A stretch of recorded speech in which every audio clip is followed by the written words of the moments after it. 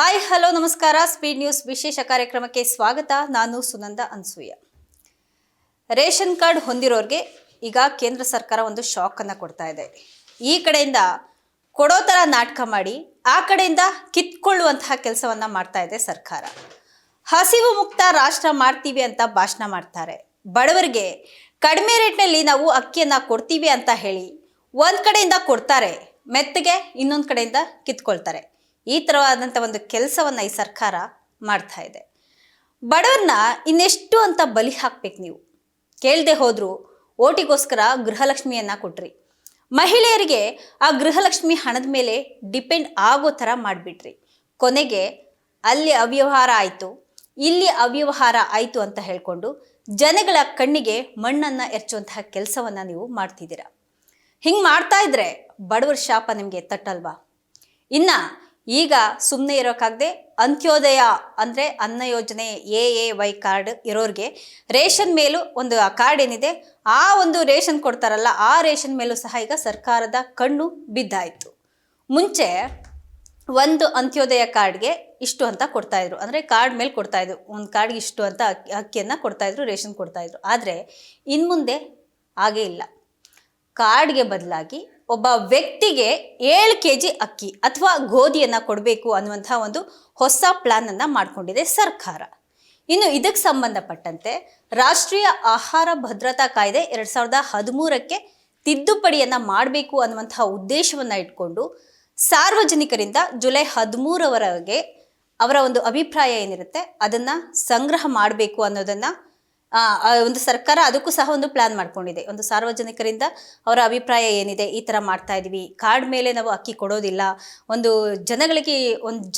ಒಬ್ಬ ಜನಕ್ಕೆ ಇಷ್ಟು ಅಂತ ಹೇಳಿಬಿಟ್ಟು ಅಕ್ಕಿಯನ್ನು ಕೊಡ್ತೇವೆ ಅಂತ ಹೇಳಿ ಒಂದು ಪ್ಲಾನನ್ನು ಮಾಡ್ಕೊಂಡಿದೆ. ಇದನ್ನು ಸಾರ್ವಜನಿಕರು ಯಾವ ರೀತಿಯಾದಂತಹ ಒಂದು ಅಭಿಪ್ರಾಯವನ್ನು ವ್ಯಕ್ತಪಡಿಸ್ತಾರೆ ಅನ್ನೋದಕ್ಕೂ ಸಹ ಒಂದು ಪ್ಲಾನ್ ಮಾಡ್ಕೊಂಡಿದೆ.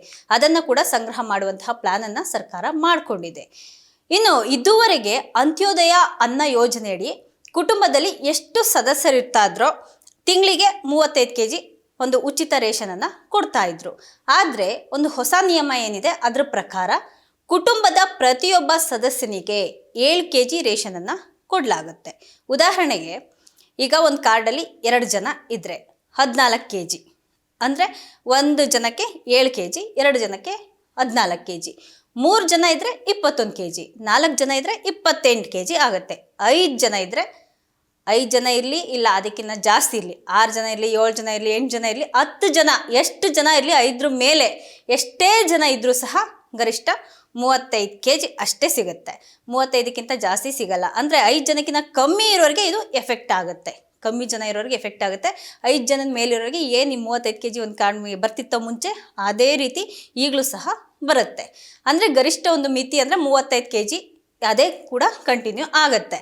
ಜಾಸ್ತಿ ಜನ ಇರೋರಿಗೆ ಇದು ಎಫೆಕ್ಟ್ ಆಗಲ್ಲ. ಇನ್ನು ಕಡಿಮೆ ಜನ ಇರೋ ಕುಟುಂಬಗಳಿಗೆ ಮಾತ್ರ ಸಿಗೋ ರೇಷನ್ ಏನಿದೆ ಅದು ಕಮ್ಮಿ ಆಗುತ್ತೆ. ಹಾಗಾದರೆ ಅಂತ್ಯೋದಯ ಕಾರ್ಡ್ ಇರೋರಿಗೆ ಈ ಥರ ಆದರೆ ಇನ್ನು BPL ಕಾರ್ಡ್ ಇರೋರಿಗೆ ಯಾವುದೇ ರೀತಿಯಾದಂಥ ಬದಲಾವಣೆ ಇರೋದಿಲ್ಲ. ಅವ್ರಿಗೆ ಈ ಹಿಂದೆ ಯಾವ ರೀತಿ ಕೊಡ್ತಾ ಇದ್ರೋ ಅದೇ ರೀತಿ ಒಂದು ವ್ಯಕ್ತಿಗೆ 5 kg ಆಹಾರ ಧಾನ್ಯ ವಿತರಣೆ ಮುಂದುವರಿಯುತ್ತೆ. ಈ ಒಂದು ಹೊಸ ನಿಯಮ ಕೇಂದ್ರ ಸರ್ಕಾರದ ಅಂತ್ಯೋದಯ ಅನ್ನ ಯೋಜನೆ ಅಡಿಯಲ್ಲಿ ಇರುವಂತಹ ರೇಷನ್ ಕಾರ್ಡ್ ಇರೋರಿಗೆ ಮಾತ್ರ ಅನ್ವಯ ಆಗುತ್ತೆ. ಇನ್ನು ಈ ಸರ್ಕಾರದ ಉದ್ದೇಶ ಕುಟುಂಬದ ಗಾತ್ರದ ಆಧಾರದ ಮೇಲೆ ಬದಲಿಗೆ ಪ್ರತಿಯೊಬ್ಬ ಅರ್ಹ ಫಲಾನುಭವಿಗೆ ಸಮಾನ ಪ್ರಮಾಣದಲ್ಲಿ ಆಹಾರ ಧಾನ್ಯ ಕೊಡೋದು, ಹಾಗೆ ರೇಷನ್ನ ಉಳಿಸ್ಕೊಳ್ಳುವಂತಹ ಉದ್ದೇಶ ಕೂಡ ಸರ್ಕಾರಕ್ಕೆ ಇದೆ. ಆದ್ರಿಂದ ಈ ಚೇಂಜಸ್ ಅನ್ನ ತರಲಾಗ್ತಾ ಇದೆ. ಇನ್ನು ಈ ಬದಲಾವಣೆ ಏನಿದೆ, ಈ ಸಂಬಂಧ ಸಾರ್ವಜನಿಕರ ಅಭಿಪ್ರಾಯ ಸಂಗ್ರಹ ಮಾಡಿದಾದ ಮೇಲೆ ರಾಷ್ಟ್ರೀಯ ಆಹಾರ ಭದ್ರತಾ ಕಾಯ್ದೆಗೆ ತಿದ್ದುಪಡಿಯನ್ನು ತರಲಾಗುತ್ತೆ ಅನ್ನೋದು ಸರ್ಕಾರ ಹೇಳ್ತಿರೋದು. ಇದಾಗಿತ್ತು ಇವತ್ತಿನ ವಿಶೇಷ. ನಿರಂತರ ಸುದ್ದಿಗಾಗಿ ನೋಡ್ತಾ ಇರಿ ಸ್ಪೀಡ್ ನ್ಯೂಸ್ ಕನ್ನಡ. ಸುದ್ದಿ ನಿಮ್ಮದು, ವೇಗ ನಮ್ಮದು.